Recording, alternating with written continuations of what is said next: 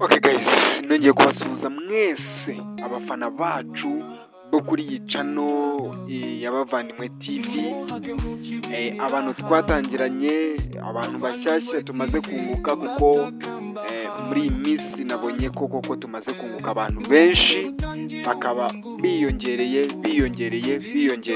kuri iyi channel yacu. Abantu rero mumaze kwiyongera kuri iyi channel, tubijeje ibitangaza ko ubu ngubu gahunda zigiye kongera kujya mu buryo.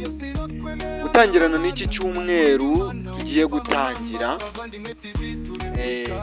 gahunda zigiye kongera gusubira mu buryo, nubwo uku kwezi kose tukumaze gahunda itameze neza. Muzi ko ibiganiro byari byarahagaze kabisa. Hari ibintu twari turi gutegura, ubwo rero ibyo bintu twari turi gutegura ni nkaho turi kurangiza kubitegura. Ubwo rero tugiye kubagezaho amasomo yayandi mwamenyereye atwika.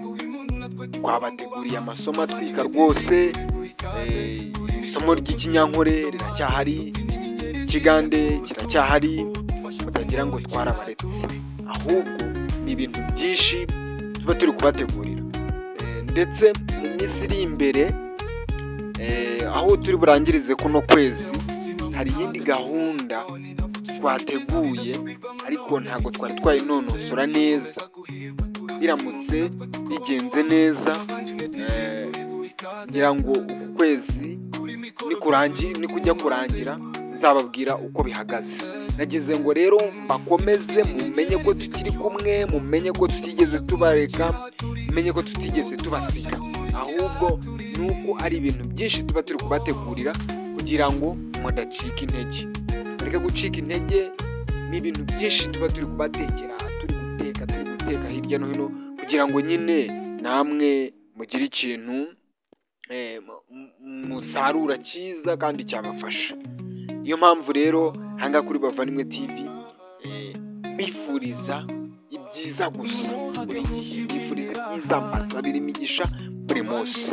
Umuntu utubonye bwa mbere rero kora subscribe, nawe watubonye ugakora subscribe, utibagirwa gutanga comment cyangwa like n'ibindi, sharinga n'iyi video n'ahantu hose, usharingira amagurupu yawe, babwire ko kuri iyi channel twigisha ururimi rw'ikigande ndetse n'urw'ikinyankore n'izindi ndimi nazo tuzazigiraho.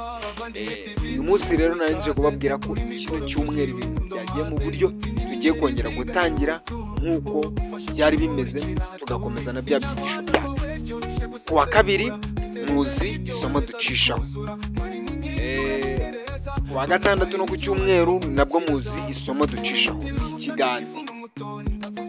Isomo ry'ikinyankore nababwiye ko nta munsi runaka twari twashyiraho tuzajya turicishaho, ahubwo ryo rizajya ribatumira mubone mu cyumweru. Ryo ni ngombwa, rigomba kuguma rinyuramo kugira ngo tubanze dufate iri ngiri ry'ikiganda hano rigeze. Iry'ikinyankore kubera ko rikiri hasi, niyo mpamvu tutashyizeho umunsi runaka tuzajya ducishaho, ndetse n'izindi gahunda turi kubategurira kugira ngo gahunda tuzishyire ku murongo neza. Kuno kwezi aho kuri bujye kurangira, nzababwira n'ibiki tubafitiye. Ako kantu agapfundikiye gatera amatsiko, mutegereze muzabibona. Reka mbifurize ibyiza abantu mwakomeje kwiyongera kuri uyu muryango, namwe ndabakiriye kandi ndabakunda cyane. Imana igomeze kubampera umugisha. Reka dutegereze turebe icyo ku wa kabiri tuzabagezaho. Bye bye.